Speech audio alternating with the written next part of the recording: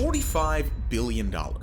Imagine all the good that could be done with just a fraction of that amount. Now, picture Indonesia, because that's exactly how much money they're investing in free school meals for kids. This initiative is set to transform the lives of millions of malnourished children. But that's not all the good news that this month has to offer. From a groundbreaking study proving that our hearts can actually regenerate to $3 billion secured for New York City's first offshore wind farm. Here are the 10 best good news stories of the month.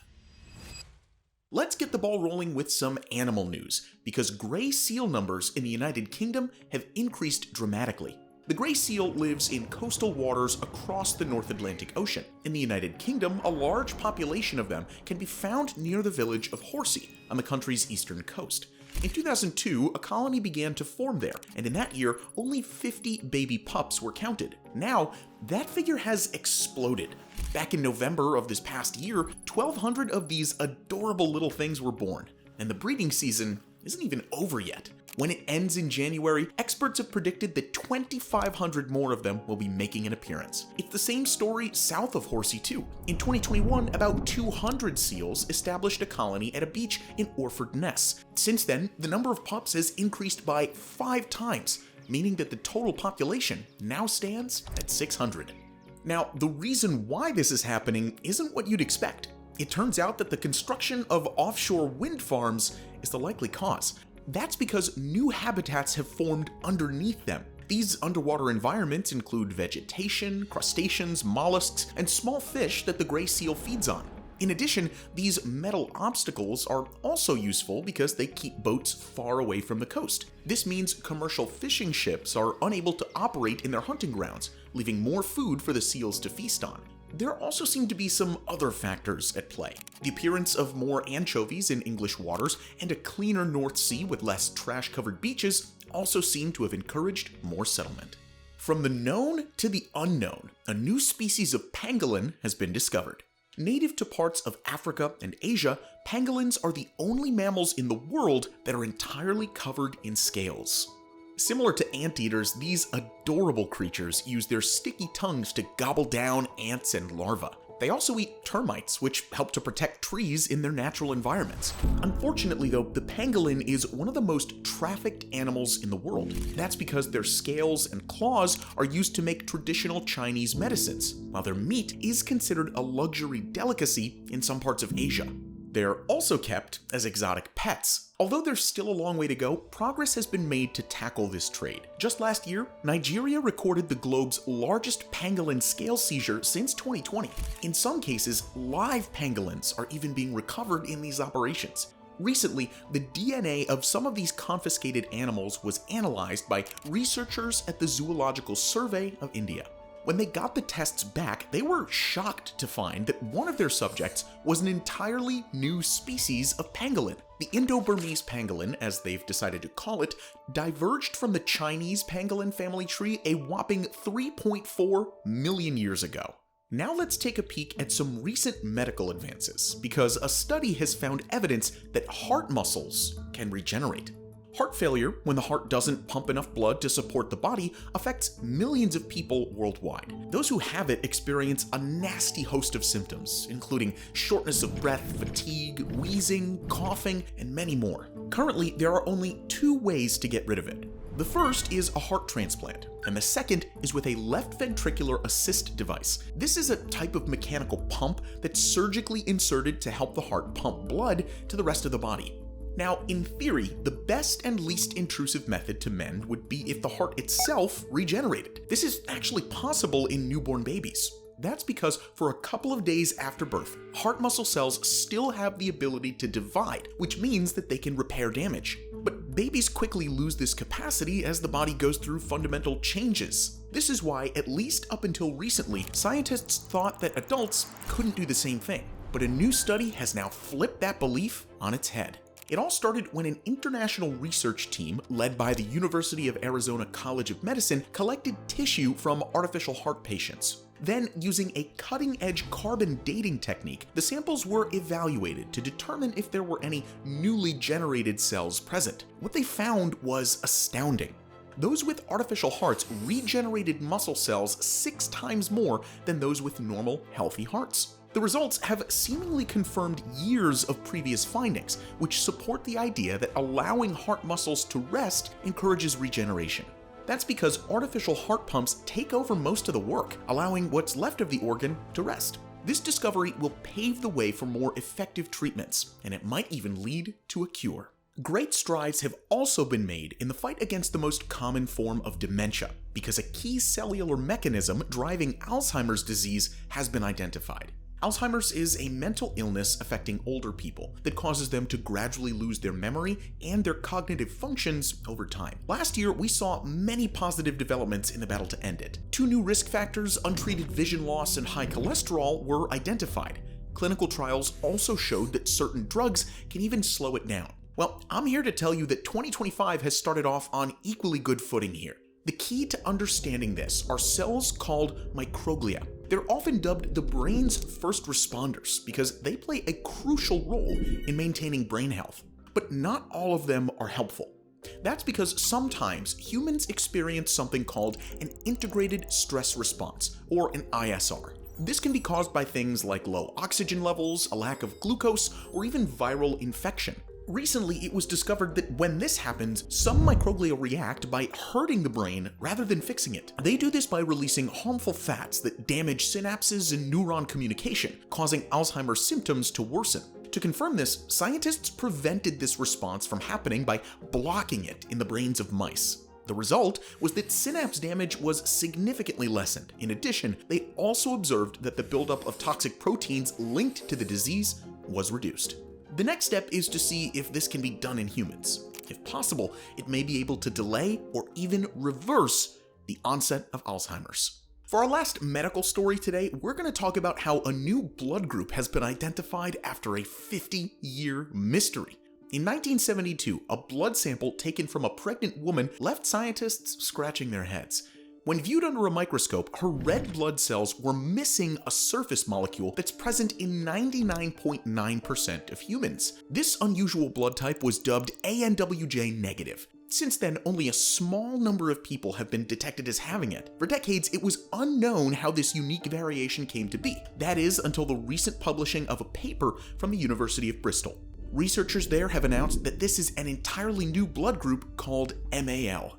MAL references the myelin and lymphocyte protein that the missing molecule actually lives on. According to their findings, the most common reason for being ANWJ negative are blood disorders and some types of cancer that suppress this molecule. It's only in extremely rare cases that this blood type is genetic. If you didn't already know, every gene in your body has 2 copies, because one is inherited from your mom and the other one is given to you by your dad. With this in mind, researchers found that when both MAL genes are mutated, the end product is the ANWJ negative blood type. They proved this by adding a normally functioning MAL gene into ANWJ negative blood cells. After this intervention, the missing surface molecule appeared. Doctors will now be able to use these markers to determine whether a negative MAL is genetic or caused by blood disorders, cancer, or other medical problems. This means that if a patient is sick, they'll be able to get the treatment they need much earlier. It'll also make it easier to find blood donors for those handful of individuals who are ANWJ negative genetically. Okay, let's see what's been going on in society in Belgium, which has become the first European Union country to ban the sale of disposable vapes. In the last few years, disposable vapes have emerged as a popular alternative to smoking. An estimated 35 million people use them recreationally or as a way to quit smoking. For the time being, vaping is viewed as better because there isn't any conclusive evidence that it causes cancer. On the other hand, there are many problems with these devices, which run on a chemical called nicotine. Health-wise, nicotine addiction can increase your chances of having a heart attack because it increases blood pressure and heart rate. It can also negatively affect brain development in people under the age of 25. This causes memory, attention, learning, and behavioral problems, and makes future addictions to other substances much more likely. They're also terrible for the planet. That's because these throwaway single-use products contain batteries, circuit boards, and other components that can leak toxic chemicals like lithium, cobalt, and copper into the environment. It's precisely because of these regions that Belgium has enforced a total ban on the sale of disposable vapes that came into effect this year. The measure is part of a growing international crackdown on vapes that was spearheaded by Australia, who passed a similar law last year. Belgium's decision has the full support of EU powerhouses, France, Germany, Spain, and the Netherlands, who are also considering their own bans at this very moment. Okay, on to Indonesia now, which has just started a $45 billion free meal plan for malnourished children. It may be one of Asia's most populous countries, but it's also one of the worst when it comes to child malnutrition. The UN estimates that 1 in 12 Indonesian infants younger than 5 are underweight, while 1 in 5 are much shorter than average. That's because despite being a nation with a fairly high average income, it suffers from rampant inequality. To put this into perspective, the 4 wealthiest individuals in Indonesia have more money than the poorest 100 million combined. Those in less well-off communities are unable to feed their kids a proper, well-rounded diet, which is why there are so many malnourished children in the country. This has been going on for quite some time now, which is why Indonesian President Prabowo Subianto has just launched a campaign to provide well over 80 million free healthy meals by 2029. It kicked off in the second week of January, when 570,000 school children and pregnant women received the first batch. Not surprisingly, the program is not without its controversies. Critics have argued that the $45 billion required to implement it over the next 5 years will plunge Indonesia into debt. The president sees things a little differently though. He says his hallmark policy will provide a financial boost to rural regions, which will help to stimulate economic growth. Speaking of rural regions, let's move on to the environment, with the news that the British National Trust is to restore nature across an area bigger than Greater London. For the past decade, the National Trust has been making the animals of their native United Kingdom very happy by restoring the habitats they call home. Over that period, they've revitalized more than 25,000 hectares of natural space that includes peatlands, meadows, wetlands, woodlands, and salt marshes. That's an area that's twice the size of Manchester. It's an incredible achievement, and Britain's foremost conservation organization now has set its sights higher. For its 130th anniversary, it's announced it's gonna do the same for a mind-blowing 250,000 hectares. That's an area equal to 1.5 times the size of Greater London and 10 times the amount of land that they've already revived. This audacious but noble task will involve breathing new life into huge swaths of terrain, rather than small, isolated parcels of land. To give just one example, the Trust recently purchased a massive tract of disused farmland in a place called Lunt in the north of England.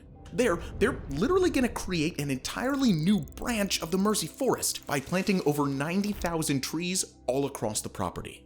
Real quick before we continue, we'd really appreciate it if you would subscribe to Good News for more videos just like this one. It helps us a lot, so thank you in advance. Okay, next up, we're heading into the concrete jungle, as $3 billion has just been secured for New York City's first offshore wind farm. As the name suggests, offshore wind farms are usually located far out in the sea, where they transform the force of ocean winds into renewable electricity. It figures that this type of technology is extremely viable in New York, which sits on the east coast of the United States. That's why Norwegian energy titans Equinor have announced $3 billion of further funding for the Big Apple's first offshore wind farm. The project, which is called Empire Wind 1, is situated about 25 to 50 kilometers southeast of Long Island. Work has actually already started on the 80,000-acre installation, which will make it about 100 times larger than Central Park. Once up and running in 2027, it's expected to provide power to 500,000 households. The $3 billion investment will go some way towards covering the projected $5 billion it'll cost to use and redevelop the South Brooklyn Marine Terminal as the farm's logistical and operational center.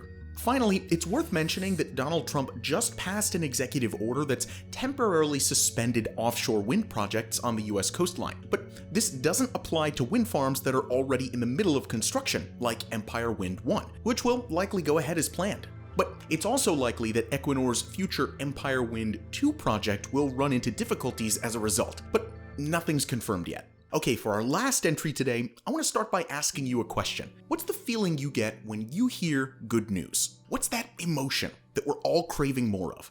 The answer is, of course, happiness, and the world's longest ever study on it may have just revealed the secret to it. This world's longest study was conducted by the Harvard Medical School and Massachusetts General Hospital, tracking thousands of people over the course of 85 years. The key finding is that the major factor that correlates with good living is good relationships. The happiest and healthiest individuals were the ones who had the closest connections with other people. They also lived the longest out of everyone. In other words, fostering deep relationships with others is the key to achieving lifelong happiness.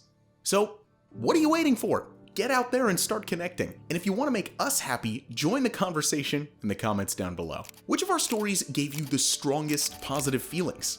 As always, thank you so much for watching, and we'll see you in the next video.